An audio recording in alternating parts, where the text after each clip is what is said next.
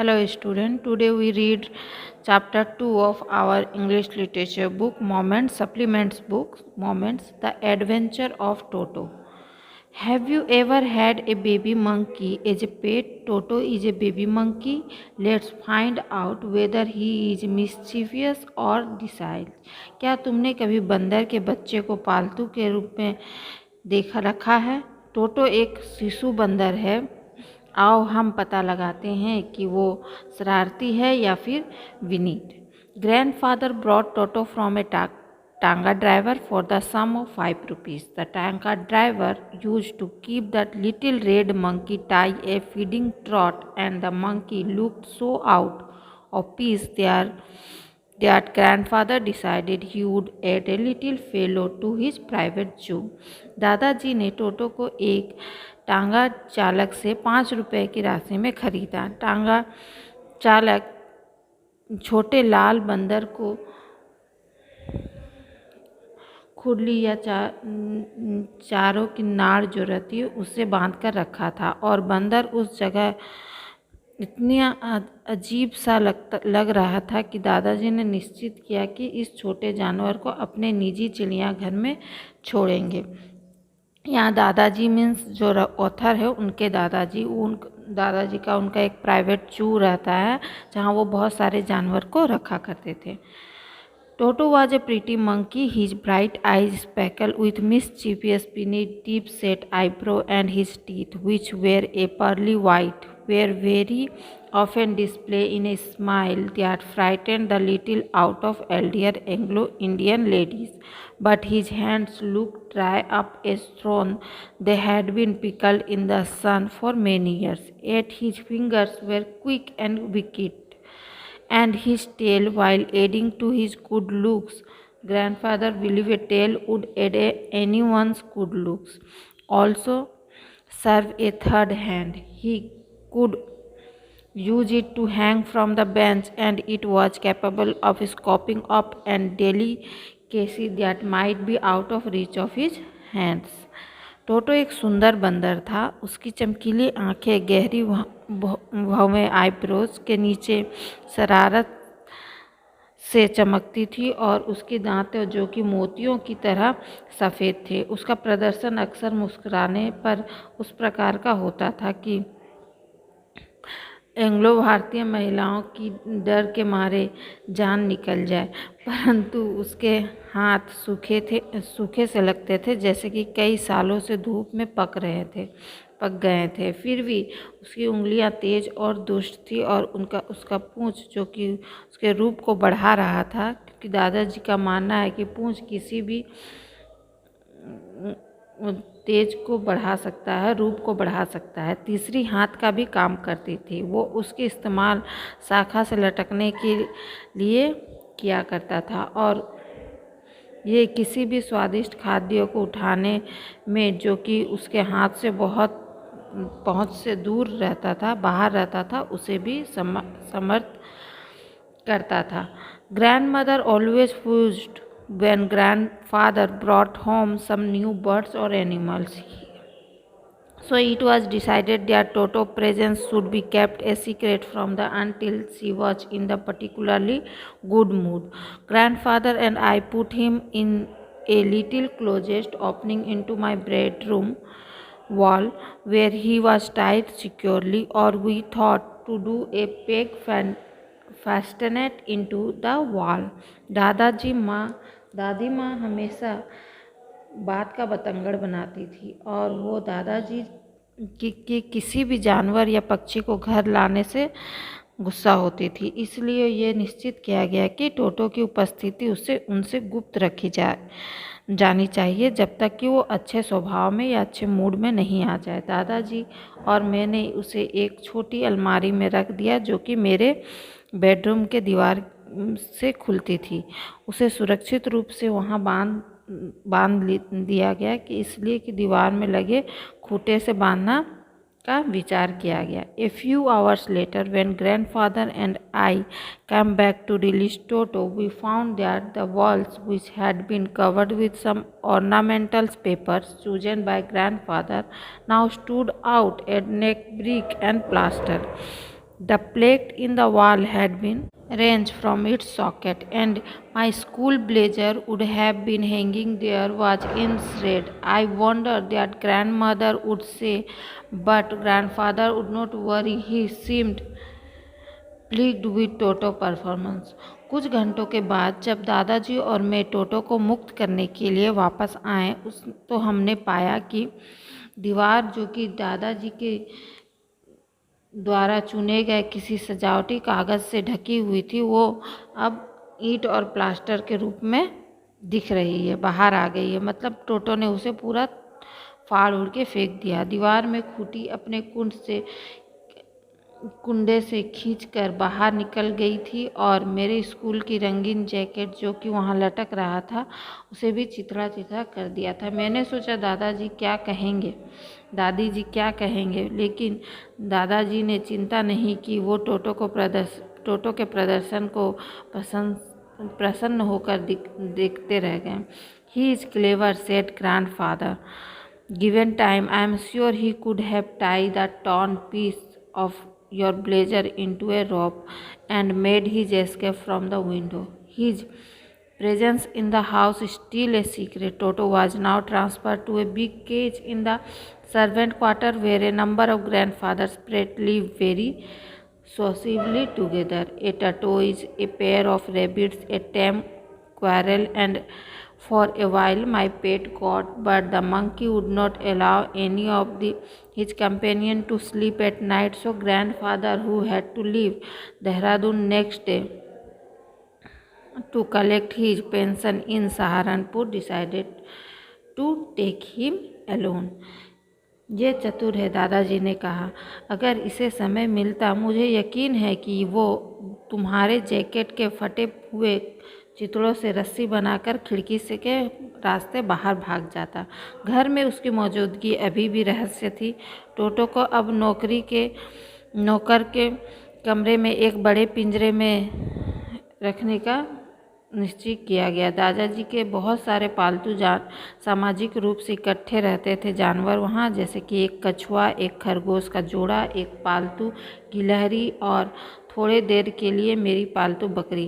परंतु बंदर अपने किसी भी साथी को रात को सोने नहीं देता था, इसलिए दादाजी, जिन्हें अगले दिन सहारनपुर से पेंशन लेने के लिए देहरादून जाना था, उसे साथ ले जाने का निश्चय किया। Unfortunately I could not accompany grandfather on that trip, but he told me about it afterwards. A big black convent kid bag was provided for Toto, this with some straw at the bottom become his new abode. When the bag was closed, there was no escape. Toto could not get his hand through the opening, and the canvas was too strong for him to bite his way through. His effort to get out only had to effect of making the bag roll about on the floor or occasionally jump into the air, an exhibitions that attract a curious crowd of onlookers on the Dehradun railway platform. दुर्भाग्यवश मैं उस यात्रा पर दादाजी के साथ नहीं जा सका, लेकिन उन्होंने मुझे उसके बारे में बाद में बताया। एक बड़ा काला तिरपाल का थैला टोटो के लिए लाया गया। ये नीचे कुछ घास फूस के साथ उसका नया रहने का स्थान बन गया। जब थैला बंद किया गया, बच्चे निकलने का कोई मार्ग नहीं था। टोटो खुली जगह से अपने हाथ को बाहर नहीं निकाल सका और कपड़ा इतना ज़्यादा मजबूत था कि उसे काटकर बाहर नहीं आ सकता था। उसके बाहर आने के प्रयास का प्रभाव ये पड़ा कि थैला फर्श पर इधर उधर घूमने लग गया और कभी कभार हवा में उछलने लगा। एक प्रदर्शनी जिसने देहरादून के रेलवे स्टेशन पर देखने वाली उत्सुक भीड़ को आकर्षित किया। Toto reminded in the bag as far as Saharanpur, but while grandfather was producing his ticket at the railway turnstiles, Toto suddenly poked his hand out of the peg and gave the ticket counter a wide grin. The poor man was taken aback, but with great presence of mind and much to grandfather's annoyance, he said, "Sir, you have a dog with you? You will have to pay for its accordingly." टोटो सहारनपुर तक तो थैले में रहा, परंतु जब वो दादाजी railway में घुमावदार दरवाजे पर टिकट दिखा रहे थे तो टोटो ने अचानक अपना सर बाहर निकाला और टिकट काउंटर को दांत निकालकर दिखाए। टिकट कलेक्टर को दांत निकालकर दिखाएं। बेचारे व्यक्ति को धक्का लगा, परंतु अपने दिमाग से काम लेते हुए और दादाजी को अधिक गुस्सा दिलाते हुए वो बोला, "श्रीमान, तुम्हारे साथ एक कुत्ता है, तुम्हें इसके अनुसार पैसे भरने होंगे." In vain did grandfather take Toto out of the bag. In vain did he try to prove that a monkey did not qualify as a dog or even as a quadruped. Toto was classified a dog by the ticket collector, and the 3 rupees was the sum handed over as his fare. Then grandfather, just to get his own back, took from his pocket out our pet tortoise and said, "What must I pay for this, since you charge for all animals?" व्यर्थ में ही दादाजी ने टोटो को थैले से बाहर निकाला। व्यर्थ में ही उसने ये सिद्ध करने की कोशिश की कि बंदर को कुत्ता यहाँ तक कि चौपाया जानवर भी नहीं कहा जा सकता। टोटो को टिकट कलेक्टर द्वारा कुत्ते की श्रेणी में रखा गया और 3 रुपए की राशि उसे किराए के रूप में सौंपी गई। तब दादाजी ने अपने असली रूप में आते हुए अपनी जेब से हमारे पालतू कछुआ निकाला और कहा, "इसके लिए मुझे क्या देना होगा, क्योंकि तुम अभी जानवर के लिए पैसा लेते हो?" The ticket collector looked closely at the tortoise, plucked it with his 4 fingers, gave grandfather a pleased and trembling look, and said, "No charge, it is not a dog." When Toto was finally accepted by grandmother, he was given a comfortable home in the stable, where he had for a companion the family donkey, Nana. On Toto's first night in the stable, grandfather paid him a visit to see if he was comfortable. To his surprise, he found Nana without apparent cause, pulling at her halter and trying to keep her head as far as possible from a bundle of hay. Ticket collector ने पास से कछुए की तरफ देखा और अपनी अंगली से उसे टटोला। दादाजी को ये प्रश्न और विजय दृष्टि से देखा और बोला, "कोई पैसा नहीं, ये कुत्ता नहीं है।" जब टोटो को आखिरकार दादी जी के द्वारा स्वीकार कर लिया गया तो उसे अस्तबल में एक सुविधाजनक जगह दी गई, जहां उसके साथी के रूप में था पारिवारिक गधा, जिसका नाम नाना था। अस्तबल में टोटो की पहली रात को दादाजी ने उससे मिलते जुलते ये देखने के लिए कि क्या वो आराम से था, उसकी हैरानी की कोई सीमा ना रही जब उसने नाना को बिना उचित कारण अपने रस्सी को खींचते हुए और अपने सिर को भूसे के बंडल से यथासंभव दूर रखने की कोशिश करते हुए देखा।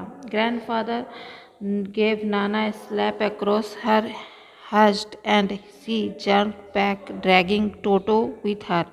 He had fastened on her legs' ears with his sharp little teeth. दादाजी नाना को पुट्ठों पर एक थप्पड़ मारा, जिससे पीछे को झटक दिया और उसको पीछे की तरफ झटक दिया। टोटो को अपने साथ घसीटते हुए उसने एक लंबे कानों को अपने पेने छोटे दांतों से पकड़ लिया था। टोटो and Nana never become friend. A great treat for Toto during cold winter evening was the large bowl of warm water given by the grandmother for his bath. He would cunningly test the temperature with his hand, then gradually step into the bath, first on one foot, then the other, and had seen me doing. He was into the water up to the neck. Once for comfortable, he would take the soap in his hand or feet and rub himself all over. When the water became cold, he would get out and run as quickly as he could be the kitchen fire in order to dry himself. If anyone laughed at him during his performance, Toto feelings would be hurt and he would refuse to go on with his bath. One day Toto nearly succeeded in boiling himself alive. टोटो और नाना कभी मित्र नहीं बने। ठंड के मौसम में टोटो के लिए सबसे आनंददायक बात थी कि एक बड़े गर्म पानी का कटोरा जो उसे दादी माँ के द्वारा नहाने के लिए दिया गया था, वो बड़ी चालाकी से अपने हाथों से तापमान का निरीक्षण करता, फिर धीरे धीरे नहाने के पानी में कदम बढ़ाता, पहले एक पैर फिर दूसरा, जब तक पानी उसकी गर्दन तक नहीं आता। एक बार आराम की स्थिति में होने के बाद वो साबुन को अपने हाथों और पैरों में लेता और अपने ऊपर तब सब रगड़ने लग जाता। तब पानी ठंडा हो जाता, वो बाहर आता और अपने आप को सुखाने के लिए जितना तेज भाग सकता था रसोई की आग की तरफ भागता। तभी कोई उसके कार्य को दौरान उस पर हंसता या टोटो की भावना को चोट पहुंचती और वो नहाने जाने से मना कर देता। एक दिन टोटो ने अपने आप को लगभग जीवित ही उबाल लिया था। A large kitchen kettle had been left on the fire to boil for the tea, and Toto, finding himself with nothing better to do, decided to remove the lid. Finding the water just warm enough for a bath, he got in with his head sticking out from the open kettle.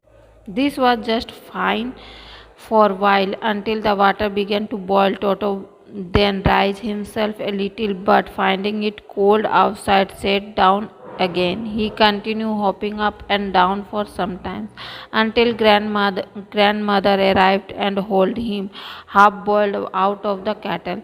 चाय का पानी उबालने के लिए रसोई घर में आग पर एक बड़ी केतली रखकर छोड़ दी थी। टोटो ने अपने आप को और कुछ अच्छा ना कर पाते देख ढक्कन को हटाने का निश्चय किया। पानी को नहाने के लिए पर्याप्त रूप से गर्म पाकर वो केतली से आकर सिर बाहर निकालते हुए उसके अंदर उतर गया। ये सब कुछ थोड़ी देर के लिए अच्छा था, लेकिन जब तक पानी उबलने नहीं लगा था।